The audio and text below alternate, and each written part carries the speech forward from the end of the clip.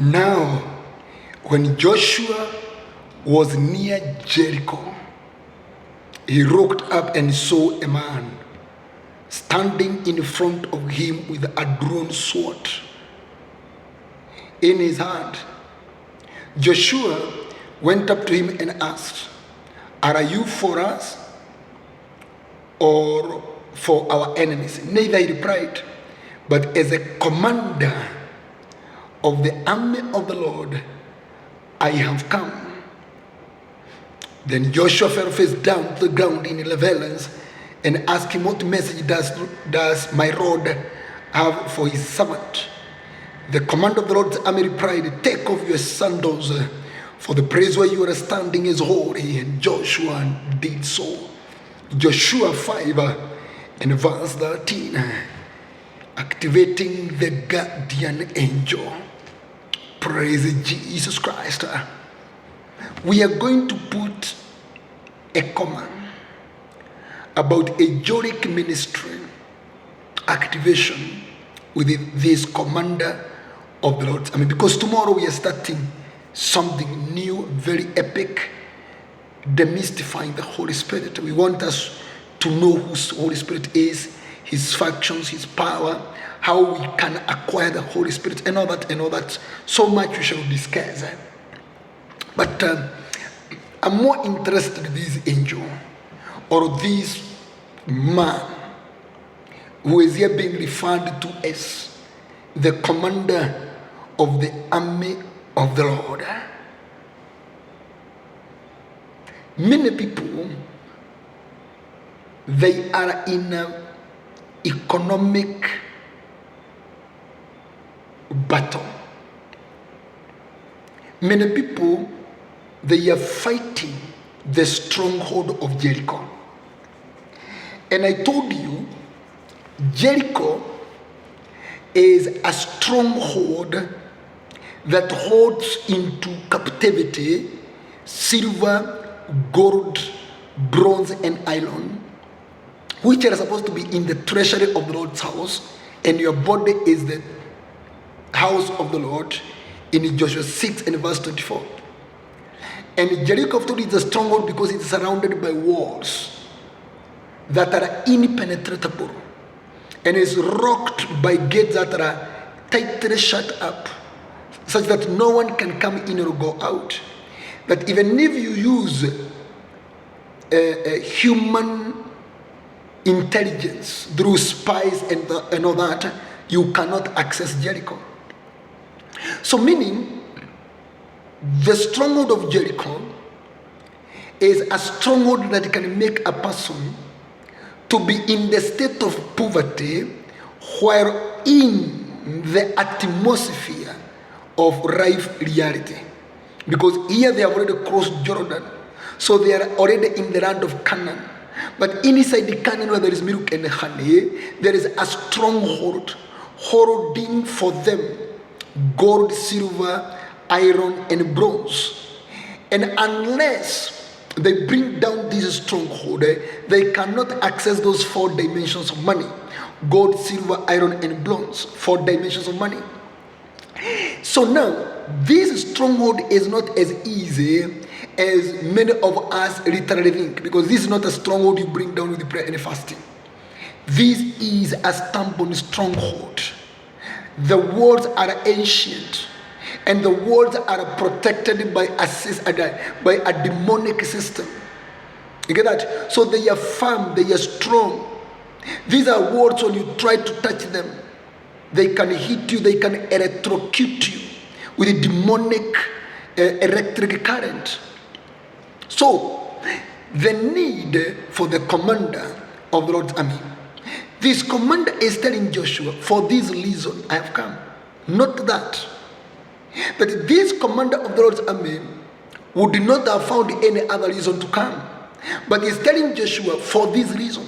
Which reason? That Jericho is tightly shut up.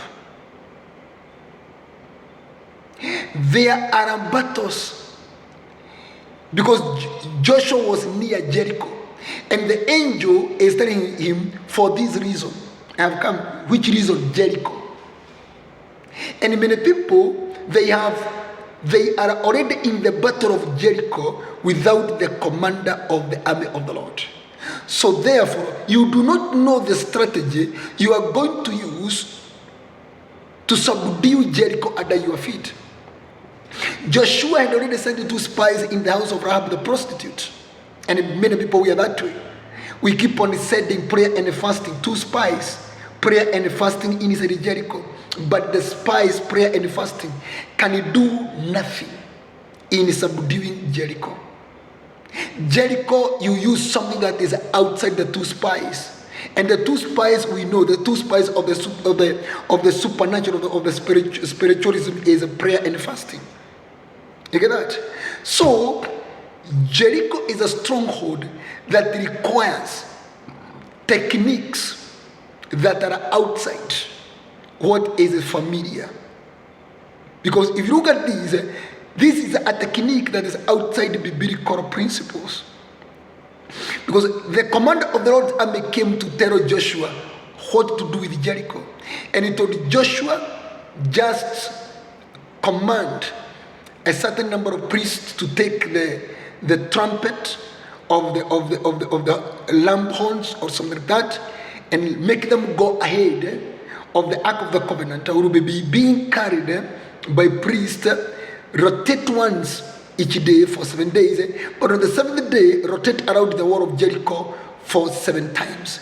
And then, when you're still carrying the ark, remember what is the formula?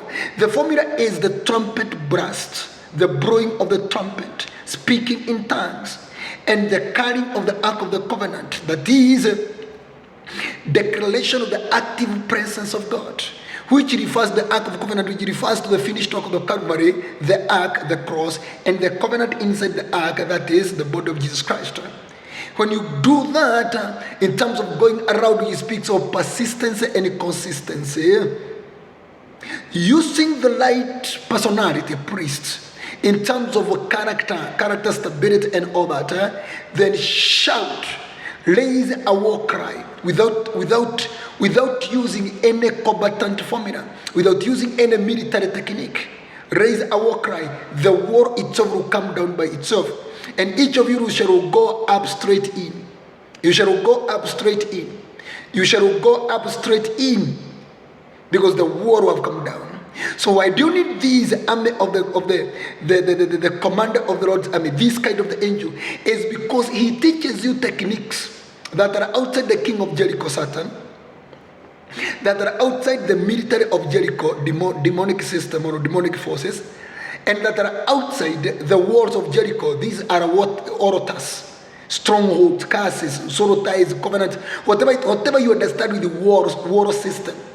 And also it goes against the gates. And the gates, you know, it's all about what? It's all about curses that you are fighting in life. So this commander of the Lord's army comes to give you a technique that is outside challenge. A technique that is outside the challenge. It cannot be challenged, because it is supernatural.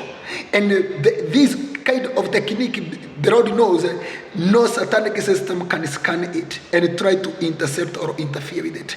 That's why you need this commander. And he's telling Joshua, for this reason I've come. So how is this angel activated? Number one, how is this angel activated? Number one, if you look at verse 15, that is Joshua 5 verse 15. Okay, not 15, verse 14. The last part, Joshua says, what message does my Lord have for his servant? 2 points. My Lord, honor, fear of the Lord. Number 2, your servant, humility and submission.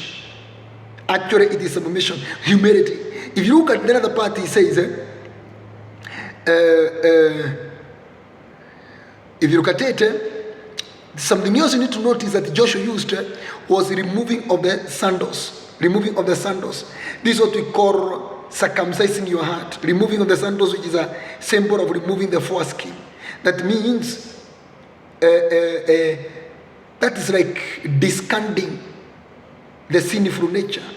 Look at that. Get rid of the sinful nature. Circumcision of the heart. Something else is that's the removing of the sandals.